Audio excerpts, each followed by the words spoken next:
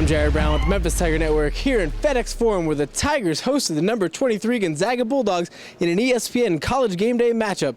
And Memphis gave its 18,000 screaming fans exactly what they wanted, fighting back from 9 points down with just 5 minutes to play, handing Gonzaga just their 4th loss of the season, 60-54.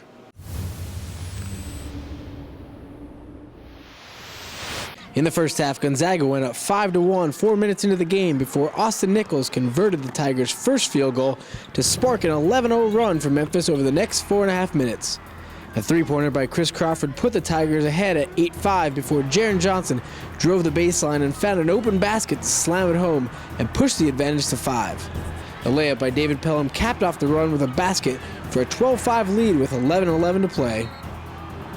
Gonzaga answered with a 12-0 spurt with 6 points coming from Dower to give the Bulldogs a 17-12 lead with 7:27 remaining in the half. The Tigers pulled closer as Dominic Woodson skied through the air to put down a missed shot and make it 17-16 with just over 6 minutes to go. The Bulldogs then stretched it to 22-16 with 5 straight points from Coleman for their largest lead of the half. Chris Crawford kept the Tigers in the game with back-to-back threes to bring the Tigers within 2 at 24-22 with 1:46 left in the half, but Gonzaga would go into the locker room holding a 25-22 lead. The Bulldogs came out of the break with 5 points in the first minute of action after a 3 from Gary Bell Jr., followed up by a layup from Dower to build a 30-22 advantage. Memphis would pull within 6 points of Gonzaga before the Bulldogs extended their lead to 42-30 after an intentional foul by Memphis that helped Gonzaga record 4 quick points. But a huge block by Joe Jackson on the 7-1 Shemek Karnowski sparked the Memphis crowd and rattled the Bulldogs. Memphis then went on a 12-2 run as Gonzaga would miss 6 of their next 7 shots from the floor to help the Tigers pull within 44-42 with 8:16 to play. Gonzaga responded with an 8-1 run to go up 9 at 52-43 with 5:15 remaining. And Memphis staged another comeback with Michael Dixon Jr. connecting from long range before 2 free throws from Nick King brought the Tigers within 4. Dixon then drove the paint for a layup to make it a 2-point game at 52-50 with less than 4 minutes to play. The teams traded a pair of buckets before a Joe Jackson free throw brought Memphis within 1, and a Dixon layup at the 1:12 mark put the Tigers up for good at 55-54 as Memphis forced 2 Gonzaga turnovers in the final minute of play. Dixon, Crawford, and Jackson all converted free throws in the final seconds to secure the 60-54 victory for the Tigers. Crawford and Dixon Jr. each posted 11 points in the win, while Jackson and Shaq Goodwin added 10 apiece. We had a chance to talk to the Tigers and head coach Josh Pastner after the game. It was huge, man. I mean, my dad is here, and he's probably, my number one fan and number one critic, and loves me to death. And I just happy to get a win and play, pretty well for him and my family. But like you said, I'm a team guy. We won the game, so that's all that really matters. The biggest thing in the game was the crowd. Our crowd kept us in it. And I love Memphis. I love Memphis fans to death. They definitely had a big part in this game, and that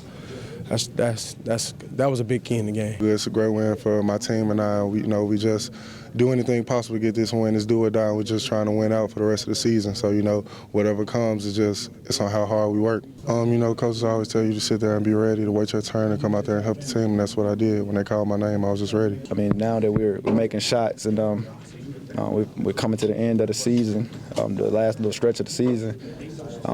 It's just the best thing for us that, our bigs, they playing well, and the guards making shots.